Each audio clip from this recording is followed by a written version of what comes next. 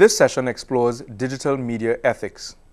We're going to be looking at some of the ethical issues that have surrounded the emergence of digital media in modern society. Now, if you recall, the CXC Digital Media Syllabus requires students to be able to describe ethical issues and considerations associated with the use of digital media. It forms part of Unit 1 under Opportunities and Pitfalls of Digital Media and the Internet.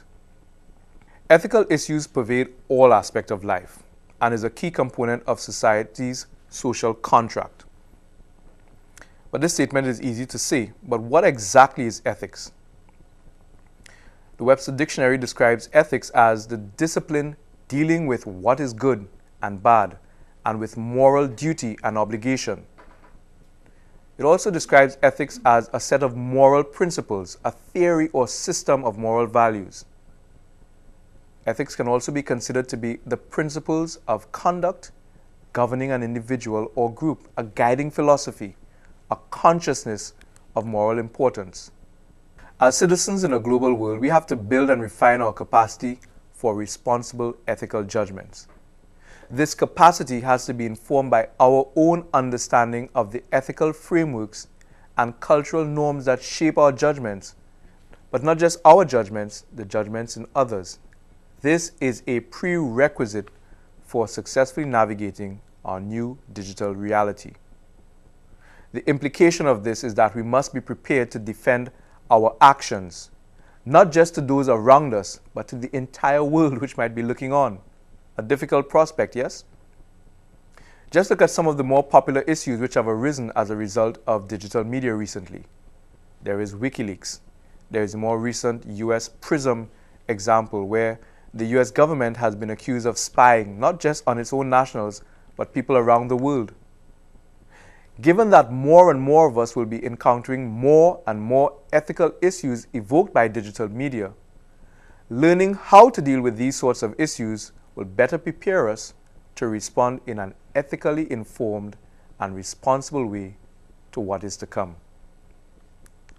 But given the nature of change and the pace of change, we can also say that knowing and learning how to deal with these sorts of issues will better prepare us to respond in an ethically informed and responsible way to what is already here. So, students, teachers, you should be equipped to identify, to analyze, and to discuss the key aspects of digital media ethics. What we'd like to do in this session is to enable all of the users, the consumers, and the creators of digital media and digital content to do the right thing when the time comes. But we also want to enable you to defend your actions based on an informed and well thought out set of arguments. So what are some of the ethical issues relating to digital media? Well, digital media ethics fall under three broad headings. 1. Cybercrimes. 2. Plagiarism. 3. What is right or wrong about individual actions when dealing with digital media. So for example, some of the ethical issues to consider with digital media. Downloading software that's too costly to purchase from file sharing networks. Downloading software that's too costly to purchase. And there are a number of internal arguments or rationalizations that people make when choosing to go to a file sharing network to illegally download software. Well, it's only one piece of software. Those large movie companies aren't going to miss one copy of their movie if I download it for free, will they? And so users make these judgment calls when accessing content illegally. They say that or reason to themselves that it's available online. I didn't put it there. Somebody put it there. Surely if I just take it there, I'm not stealing. It's still there, is it not? And stealing really is taking something from someone. I'm not taking it from them because the file is still there, the movie is still in the store, or it's on the DVD, or it's still showing in the theater. I'm just copying it, or I'm going to use it just to see if the movie is what I'd like to see. And I'll delete it once I'm finished. And there are a number of these rationales that we go through in making these decisions. But is it right? When the law says that the owner of that content has a right to sell it, has a right to distribute it, has a right to manage who has it and when they have it for? Are these rationales that we make ethical? What about making copies of a borrowed CD or a rented DVD before returning it? Is it right? Yes, you're returning the borrowed CD. Yes, you're returning the rented DVD. But now you have access to something that you are not legally entitled to. And these are some of the issues that come up when dealing with digital media. Because it is so easy to reproduce, because it's so easy to share, because it's so easy to use or to manipulate, we make judgment calls concerning how we use it, which may not always be consistent with the legal definition of how the content owner would like us to use it. Another example would be stripping digital rights management or DRM restrictions from downloaded media to make an unprotected copy because you want to run it on multiple devices, or you want to share it, or you want to use it for some other use not intended by the original content holder. Is it right because you can do it? Or is it wrong because the content owner says you shouldn't do it? These are parts of the issues related to digital media. And really, the rise of digital media has introduced a whole new set of situations for which ethical considerations now apply. With digital media, we can see new combinations of ethical challenges that we haven't had to face before.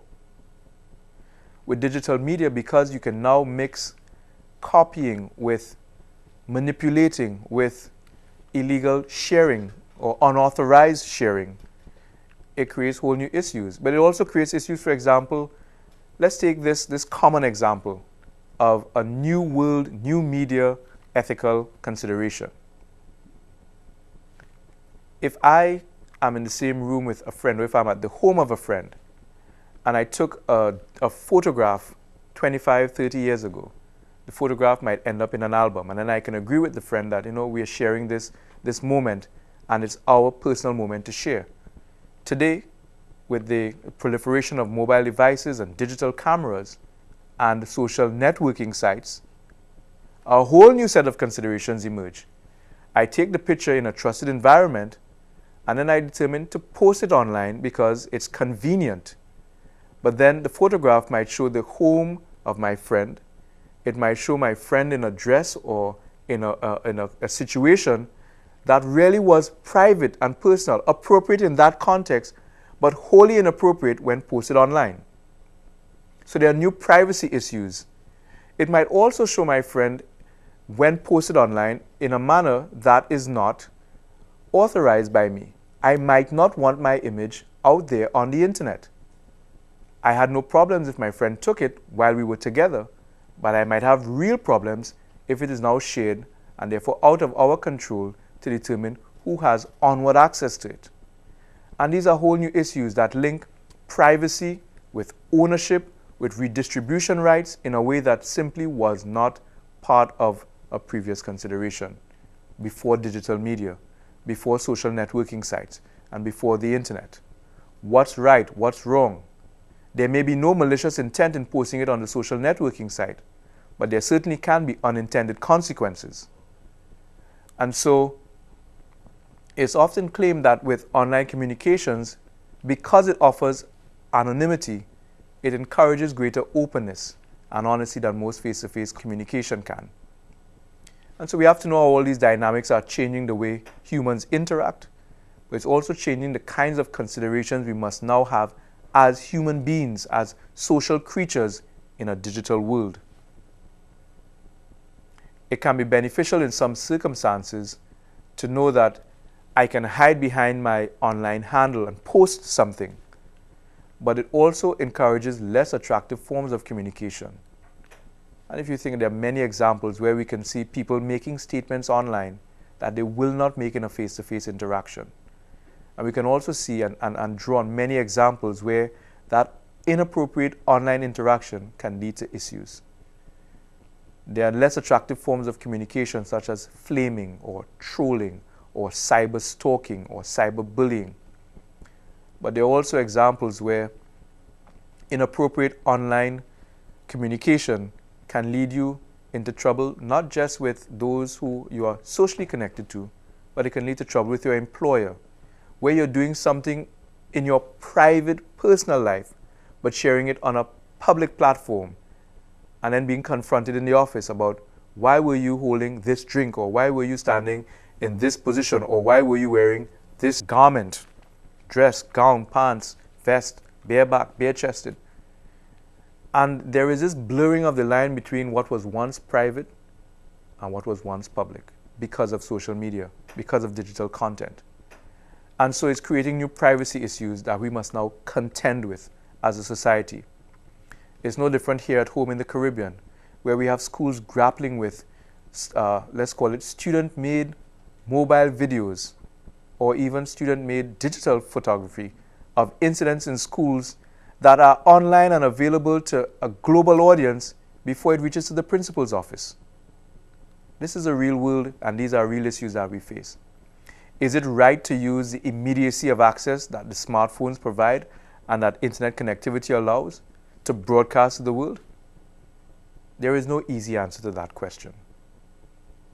What there are a set of ethical considerations that must now be borne in mind by the capturers of the content, by the sharers of the content, by those who are impacted by the content.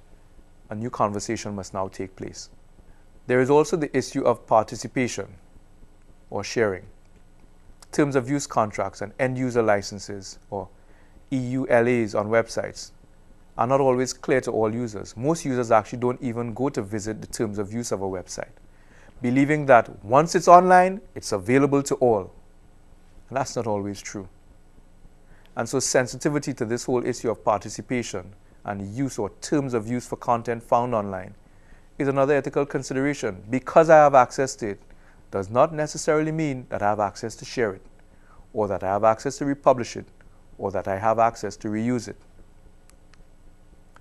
Plagiarism is another very significant aspect of the digital media ethical considerations. The ready availability of information has made it much easier for others to plagiarize work. One center for study surveyed 43,000 high school students in public and private schools and found that 1 out of every 3 high school students admitted that they use the internet to plagiarize an assignment. What would those numbers be like here at home? I wonder. You can investigate with your own school studies. Ownership is another critical issue. It's related to content, consent, and copyright. A good example again is photography. As many people have experienced already, I'm sure, a contemporary cell phone or a smartphone not only records status and actions, but it can also immediately transmit it to broader distribution mechanisms. I can use my smartphone to take a photograph of you and publish it on Facebook, post it on Twitter, and share it on other social networking sites. I can use my smartphone to take a video of you and post it instantly onto YouTube. So who owns that photograph of you? Who gives or what gives me the right to distribute it? When is consent needed? When should it be sought? These are not always clear issues, but these are some of the very real and profound aspects and challenges that have been created by the new availability of technology and the new ease of access to sharing platforms. These are some of the digital media ethical issues that we have to consider as we create our own digital media. There is also the issue of credibility. New technology has made it far easier to adjust or to alter work done by others, thus changing context and changing meaning. For example, playing a small part of an interview without context to deliberately make your own point, or to deliberately embarrass or show up the person being interviewed, is now very easy. Very easy. It's also easy to use a digital photograph, for example, to change the appearance of someone or change the appearance of something and to create a new reality. The credibility of digital media is one of the issues that has to be faced and that we have to be aware of as we create our own digital media. Finally, the issue of identity. Identity is a critical issue in digital media ethics, as the technology makes it easy to develop new identities and change existing ones and adopt other people's identity. You would have heard the term identity theft. I can create you online, and then I can act as you online if I had the right tools and the right competencies. But you can also do the same with me. We can create entirely new online realities where we pretend to be someone that we are not. And who would know? After all, if I search you on Google and find you, then that's who you are, not so? If Wikipedia says something about you, then that has to be true, shouldn't it? Identity is one of the biggest challenges with digital media. The issue of credibly confirming that what you are seeing and what you are reading and what you are viewing is in fact what it is. These issues, privacy, participation, authorship, ownership, credibility, identity, are all part of the framework of understanding digital media ethics that we have to be familiar with and that we have to be able to discuss in an intelligent way as we proceed.